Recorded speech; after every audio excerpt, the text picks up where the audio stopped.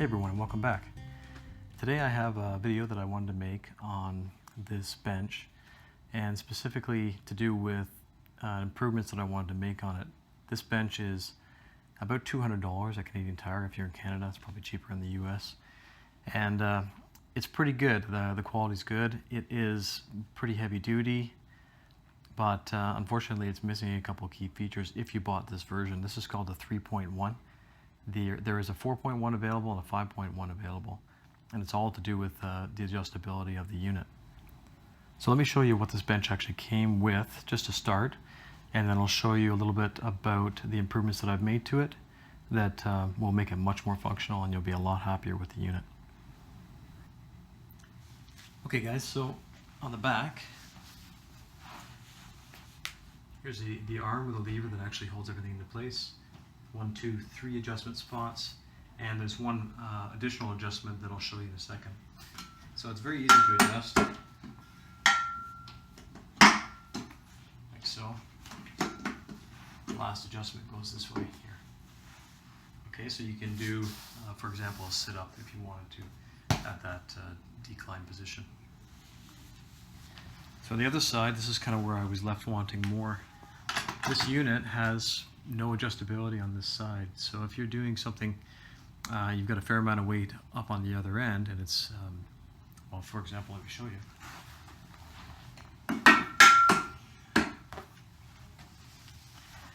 So if the back is up like this, the tendency for you to slip off is pretty high, so really you want the seat to be up on a slight angle. So whereas you would have had 1, 2, 3, you get 1, 2, 3, 4,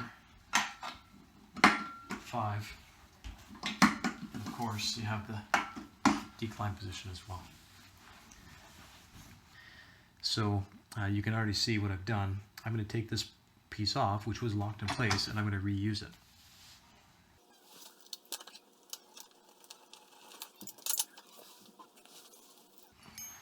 So this bolt is reusable. I've 3D printed a cylinder. It's pretty heavy duty, has 25% infill. All of the parts that I've made have 25% infill, and they are printed from ABS as well, so it's going to be a pretty durable print, something that's going to last a really long time.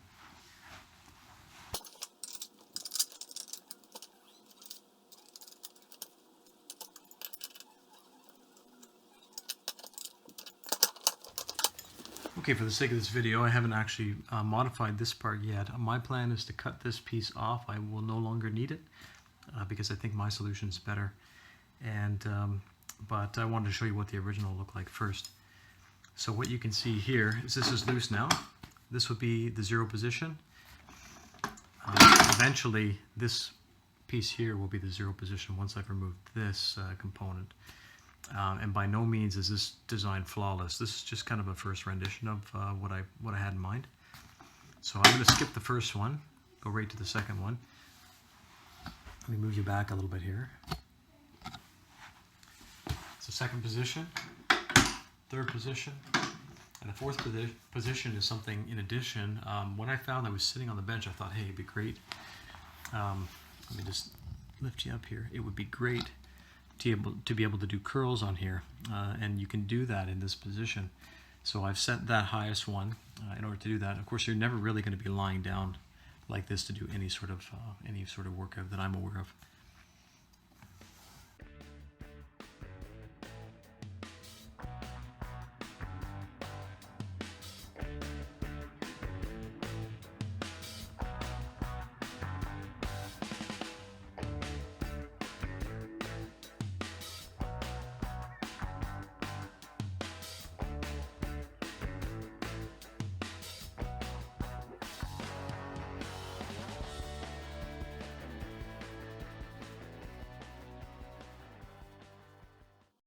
Note about what I've used to connect these parts. There's no bolting required, and you can probably see it's pretty solidly on there. I've used a foam adhesive tape that's meant for exterior use, for example like a car or something like that. So it's got a really strong bond.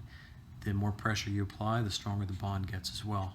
I think the company that I bought it from was Canadian Tire. I bought it years and years ago.